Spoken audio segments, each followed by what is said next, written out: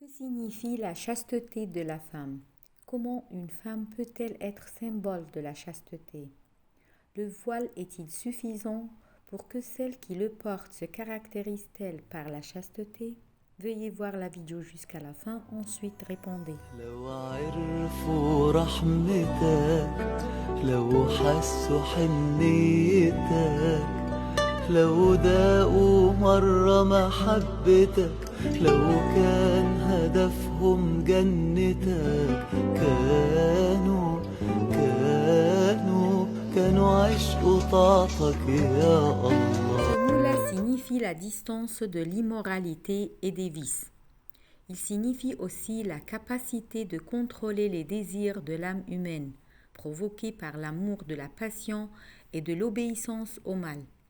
Et plus la femme évite ses désirs, plus elle est proche de la chasteté qui conduit à la piété et à la proximité d'Allah. La nature féminine invite la femelle à établir entre elle et le mal plus qu'un paravent pour qu'elle le pousse à prendre des chemins légitimes pour l'atteindre. À l'époque pré-islamique, les femmes arabes portaient des vêtements modestes, appréciant la chasteté et la modestie. De ce qui précède, il est clair que ce que l'islam a imposé à la femme n'était que pour préserver son instinct. Le voile était donc obligatoire. Cela ne signifie pas que la femme qui porte le voile sans avoir la morale de l'islam est la femme chaste, mais il signifie que le voile l'aide à l'être.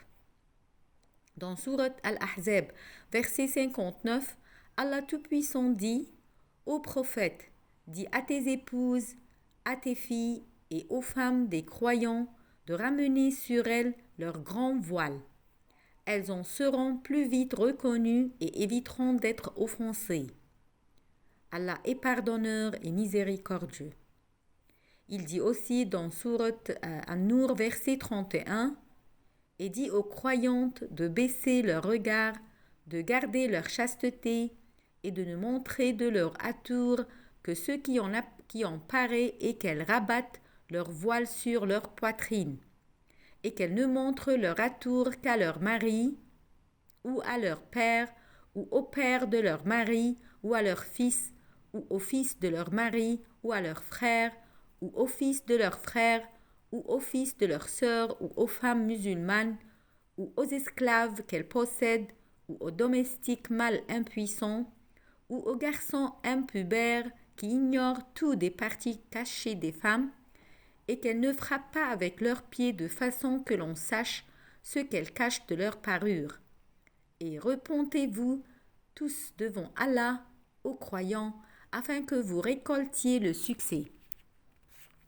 De la sunna d'Allah Tout-Puissant dans ses créatures, que la communauté dans laquelle le mal est abondant et qui est dominée par la prostitution et l'injustice disparaîtra quelle que soit sa puissance. Dans Sourate Al-Isra, verset 16. Et quand nous voulons détruire une cité, nous ordonnons à ces gens opulents, mais ils se livrent à la perversité. Alors la parole prononcée contre elle se réalise et nous la détruisons entièrement. Les femmes ont un impact négatif ou positif dans ce sujet, car elles sont d'un côté la moitié de la société et de l'autre côté les éducatrices de l'autre moitié. Elles inculquent dans l'âme de leurs fils et filles la chasteté, la modestie et les mettent sur le bon chemin. Sinon, elles représentent un moyen de les dévier afin de les éloigner du droit chemin pour aller vers l'illusion. Et cela n'est pas possible pour une femme croyante à moins que les raisons légitimes soient exercées, par lesquelles elle se protège et maintient son honneur. Elle sera donc parmi les vraies croyantes. Et je termine mon discours par la supplication qui nous a appris notre messager, que la paix et la bénédiction d'Allah soient sur lui. Ô Allah, je vous demande le guide, la piété, la chasteté et la richesse. Rapporté par Muslim. Merci et à bientôt. ملك رحمتك على عبد أمل محبتك. نفسي أفوز بجنتك وأعيش حياتي في نعمتك.